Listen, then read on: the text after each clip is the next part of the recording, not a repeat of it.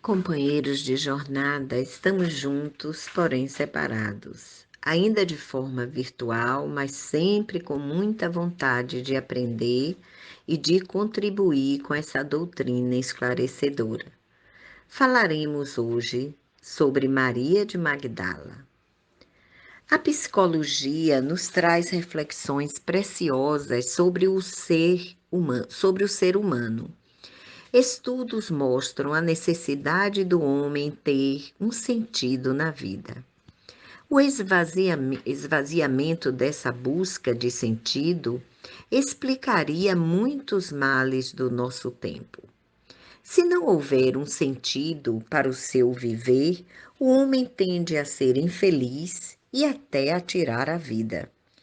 É impressionante a taxa de suicídios de estudantes universitários americanos, abaixo apenas dos acidentes rodoviários, na escala das causas mais frequentes de morte. 60 jovens que tentaram suicídio foram sucessivamente entrevistados e 85% deles afirmaram que a razão daquele gesto era que a vida parecia vazia de sentido. O fenômeno acontece justamente na sociedade com um nível social elevado. Sonhamos que bastava progredir as condições socioeconômicas de uma pessoa para que tudo caminhasse bem e ela fosse feliz. Viktor Frankl, psiquiatra e psicólogo austríaco, conta-nos sobre tudo isso no seu livro Um Sentido para a Vida. Fala-nos ele sobre uma carta que recebeu de um presidiário, dizendo em um determinado trecho: aqui na prisão há muitas e agradáveis ocasiões de ser útil e de crescer. Na realidade, sou mais feliz agora do que em qualquer ocasião. É estranho alguém ser mais feliz numa prisão, mas a resposta é: ele encontrou um sentido para a sua vida, tornou-se útil e sentiu o prazer de servir. No decorrer da nossa fala sobre a vida de Maria Madalena, será compreensível porque iniciamos falando sobre a busca de um sentido para a vida. Maria de Magdala, esse nome está relacionado à sua cidade de origem. Nosso comentário será com base no livro Boa Nova, uma obra mediúnica de Chico Xavier, pelo espírito Humberto de Campos, intercalando com as palavras do espírito Eros, que está no livro A um Passo da Imortalidade, escrito este através da mediunidade de Divaldo Franco. Maria Madalena, ou Maria de Magdala, era jovem e formosa. Essa beleza lhe proporcionava ardentes admiradores que a enchiam de joias, flores raras, banquetes suntuosos, tudo por uma noite de prazer. Era uma cortesã para os homens escolhidos por ela. Para todos era mulher perdida, mas no apagar das ilusões surgia uma mulher triste. Passava horas no silêncio do seu eu, insatisfeita com a realidade que a cercava, desejosa de algo mais. Muitas vezes depressiva, não respondia ao chamado dos criados e por horas mantinha um olhar distante, buscando algo que ainda não sabia o que era. Maria buscava um sentido verdadeiro para sua vida. Tinha tudo, mas na verdade não tinha nada. Tinha fome de amor, desejava amar e ser amada. Para os pesquisadores, sua trajetória era envolvida em mistérios, mas algumas informações aparecem para todos. Conhecida como pecadora impura por um grande período pela Igreja Católica, retratada como atormentada. Imagina-se que, com base no contato dela com Jesus na Galileia, quando ele retira da mesma 7 demônios que, de acordo com o conhecimento esclarecedor da doutrina espírita, seriam espíritos obsessores que se aproveitavam das suas fragilidades morais para atormentá-la. E Jesus, com sua superioridade espiritual, afasta-os, porque também ele já percebia o crescimento espiritual de Madalena. Conhecida como uma mulher destemida e de visão, emancipada para o seu tempo e a sua cultura. Para uma mulher seguir Jesus, teria que ser radical e burlar as regras estabelecidas durante aquela época.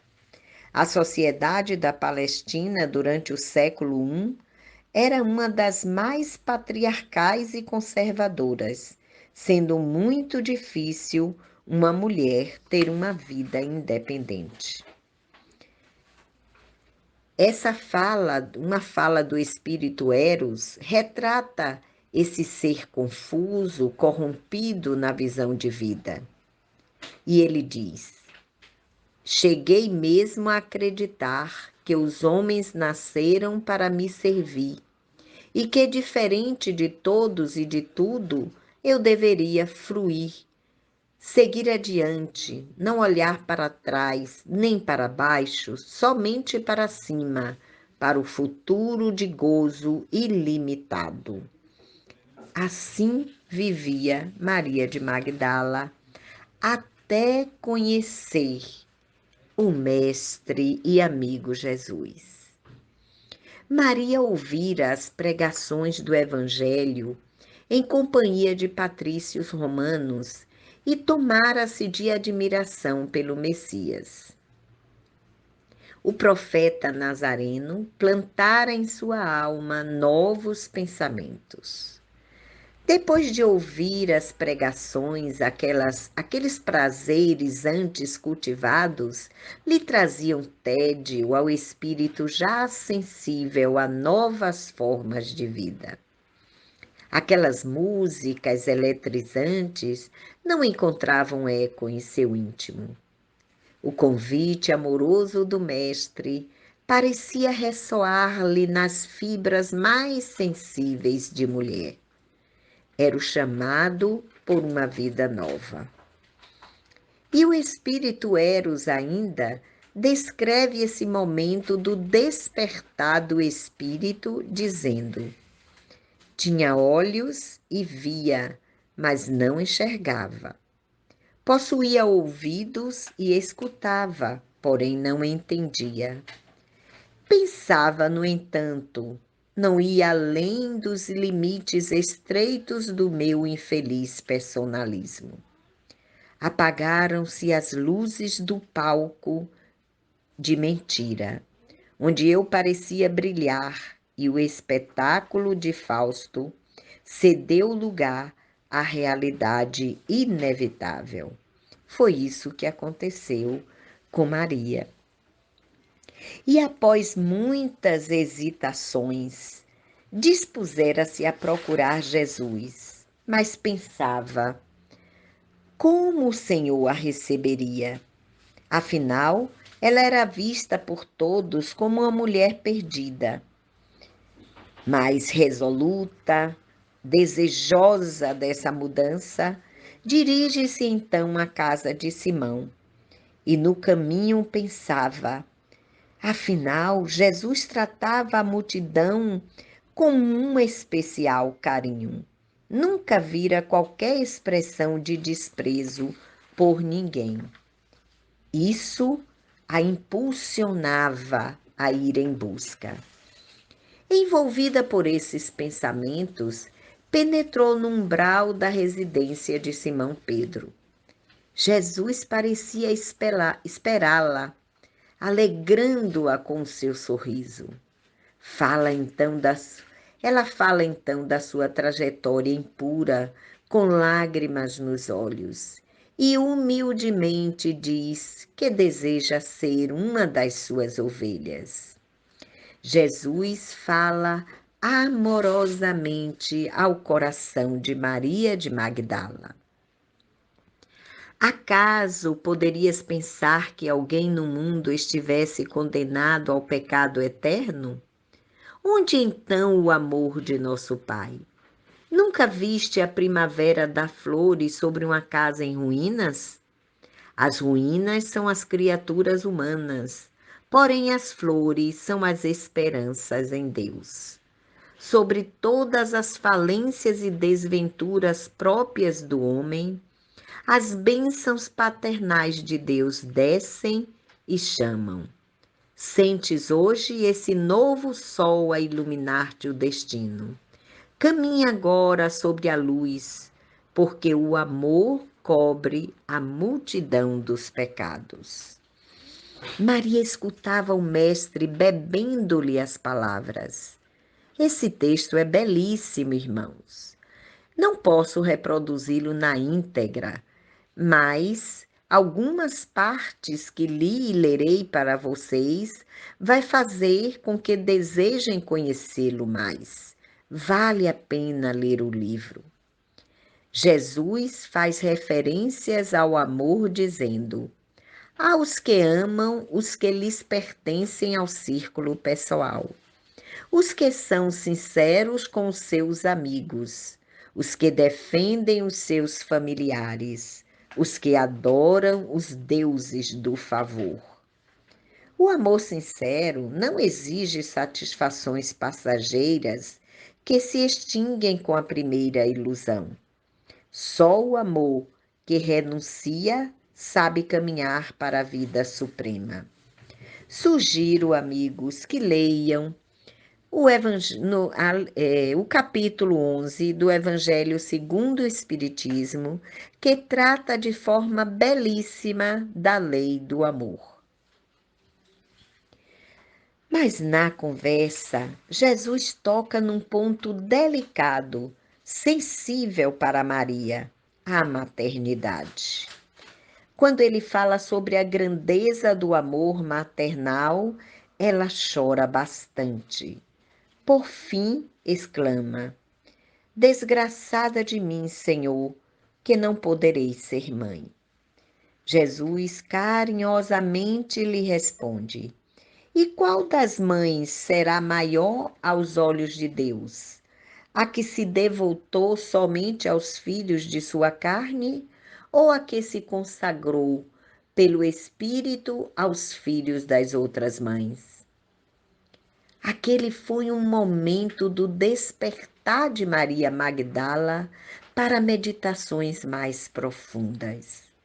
Sentiu-se amparada por uma energia interior diferente e murmurou comovida: Senhor, doravante renunciarei a todos os prazeres transitórios do mundo para adquirir o amor celestial que me ensinastes. Acolherei como filhas as minhas irmãs. Procurarei os infortunados para aliviar-lhes as feridas do coração. Nesse instante da conversa, Simão Pedro passa pelo aposento, olhando-a com certa estranheza, quase com desprezo. Sentiu então Maria o peso da rejeição. Só Jesus acreditava na pureza dos seus sentimentos. Ela temeu quando Jesus retornasse ao plano espiritual, como ela ficaria, e toda a sua mensagem. Simão agiu como nós, com um preconceito contra aqueles que cometem faltas. Representa também a nossa dificuldade em acreditar na conversão de um irmão. Somos nós, com as nossas dificuldades, com as barreiras que ainda criamos para a nossa própria existência.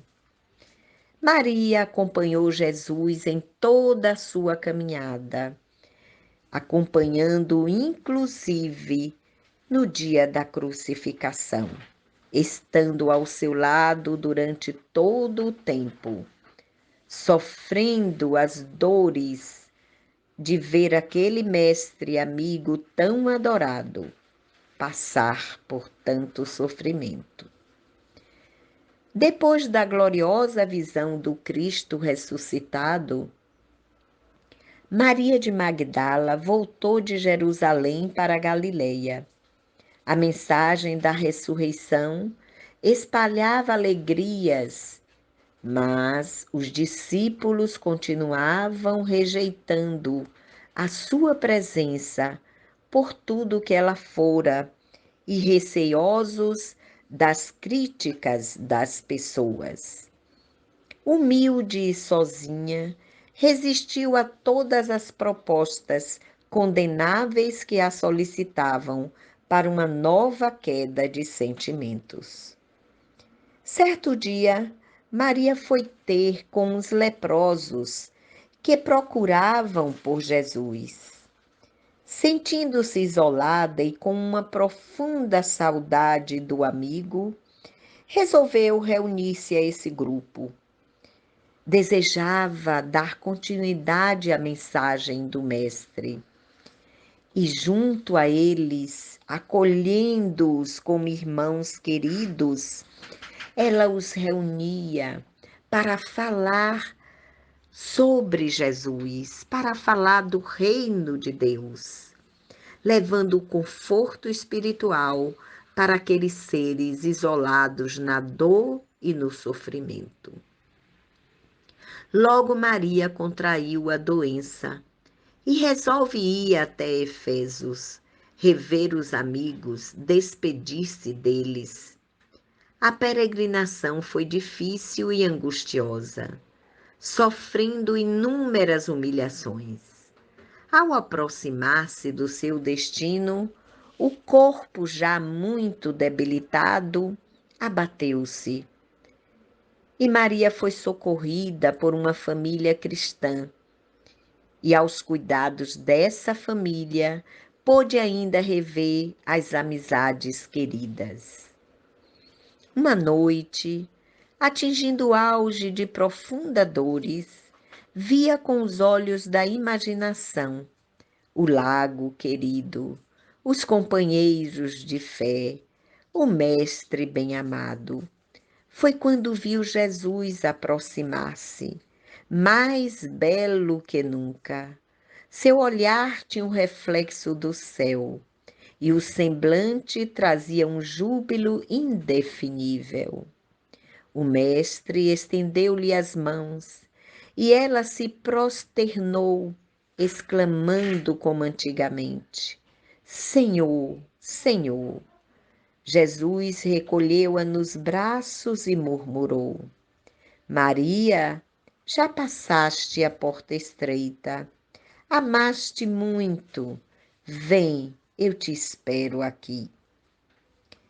A vida de Maria de Magdala nos traz uma grande lição de renúncia, de aplicação da lei de amor, da capacidade de regenerar-se, assim como vemos na atitude de Jesus.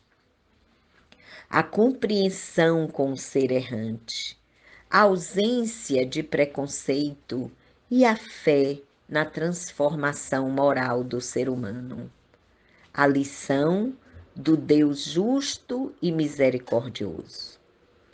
Espero ter colaborado com essas informações para reflexão sobre suas próprias vidas, porque contribuiu muito repensar sobre a minha própria vida. Muita paz para todos.